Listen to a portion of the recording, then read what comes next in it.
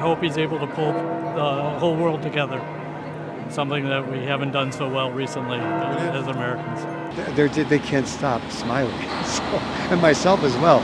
It's just contagious that there's a joyfulness as we make sense of, his stature in the world, and yet coming from just a little city. The election of the first American-born Pope was expected to be a moment of shared pride and celebration across the United States, particularly among conservative Catholics who have long sought greater representation within the global church hierarchy. Yet within hours of the announcement, an unexpected reaction began to take shape among some of the most vocal figures in the American political right. I would have never expected an American to become Pope in a million years, just because with Trump in office and everything, it may be too much power America would have, and I think a lot of America's not Catholic.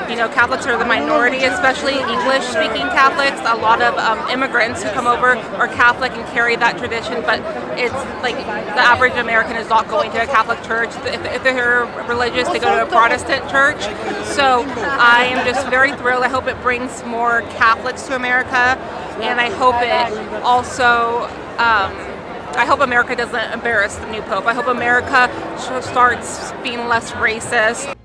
Rather than jubilation, a sense of disappointment, even suspicion, emerged from prominent corners of the Make America Great Again, MAGA movement.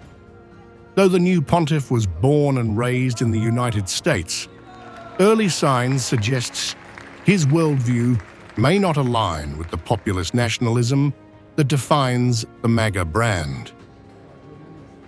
That has left some conservatives questioning whether this historic papacy will, in fact, advance the priorities they see as central to both the Church and American values. The unease stems not simply from the Pope's American identity, but from perceptions of his theological and political leanings.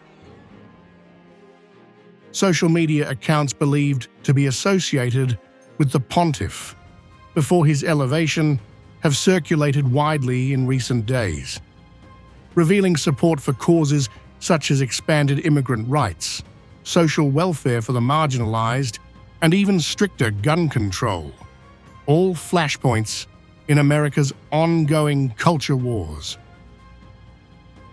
While these positions fall within the bounds of Catholic social teaching, they do not sit comfortably with the MAGA movement's worldview, which tends to emphasize national sovereignty, traditional family structures, and aggressive border enforcement.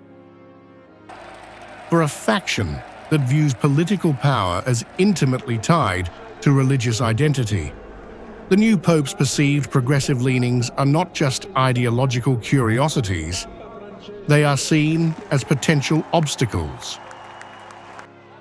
This tension is further complicated by the legacy of the previous pontificate, which prioritized global cooperation, environmental stewardship, and outreach to marginalized communities, often placing the Vatican at odds with conservative nationalism. The new Pope is widely viewed as a theological and pastoral heir to that vision, despite his American heritage.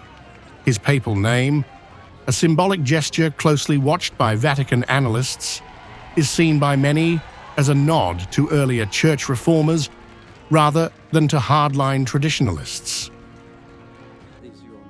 Today, I would like us to renew our full commitment in this journey to the path that the Universal Church has been following for decades, inspired by the Second Vatican Council.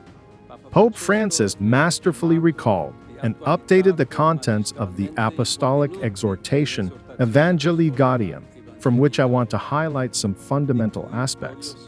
The return to the primacy of Christ in the proclamation, the missionary conversion of the entire Christian community, growth in collegiality and synodality, attention to the sensus fideis, especially in its most proper and inclusive forms, such as popular piety, loving care for the marginalized and the discarded, and courageous and trusting dialogue with the contemporary world in its various components and realities. Feeling called to continue in this direction, I have decided to take the name of Leo XIV. There are various reasons, but mainly Pope Leo XIV, with the historic encyclical Rerum Novarum, addressed the social question in the context of the First Great Industrial Revolution. Today, the Church offers everyone its wealth of social doctrine to respond to another industrial revolution and the developments of artificial intelligence that pose new challenges for the defense of human dignity, justice, and labor. The MAGA-aligned backlash reflects a broader dynamic at play within American Catholicism. Though approximately 20% of the US population identifies as Catholic, the political diversity within that group is vast. A slim majority of American Catholics lean Republican, but views on key issues like immigration, abortion, and social justice vary widely and do not always align with partisan platforms. What distinguishes MAGA conservatives from other Catholic factions is their emphasis on cultural and political combat.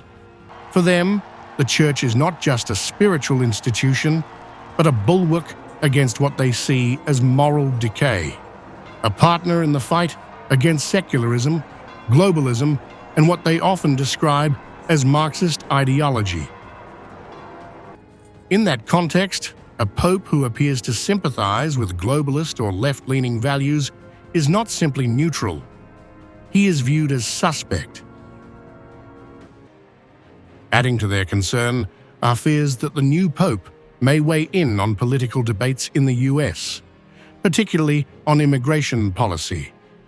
While the Vatican rarely intervenes directly in national politics, past remarks and shared articles suggest the Pope may be willing to critique nationalist immigration frameworks from a moral and theological standpoint. Some conservative commentators have speculated that such positions could undercut efforts to implement mass deportation programs or challenge the moral legitimacy of hardline border enforcement. For the MAGA right, such criticism would not be unprecedented. The previous papacy had clashed with US leaders over similar issues, igniting a war of words that briefly pitted the spiritual leader of over 1 billion Catholics against American political elites.